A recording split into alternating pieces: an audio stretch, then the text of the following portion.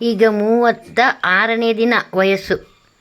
ಇವನಮ್ಮ heart attack ಇರ್ಬೋದು, ಅರ್ಧ ಗಂಟೆಯೊಳಗೆ ತೀರೋಗಿದ್ದಾಳೆ. ಅವನಿಗೆ ಚಳಿ ತಡೆಯೋಕ್ಕಾಗಲ್ಲ. ಅದಕ್ಕೆ ನೋಡಿ ಚಳಿ ಕಾಯಿಸ್ತಾ ಇದ್ದಾನೆ. ಅಮ್ಮ ಇಲ್ಲ, ಅವನ ತಂಗಿ ಕೆಳಗಡೆ ಇದ್ದಾಳೆ, ಅಲ್ಲಿ ಚಳಿ ಸ್ವಲ್ಪ ಬೆಚ್ಚಗೆ ಕಾಯಿಸ್ತಾ ಇದ್ದಾಳೆ.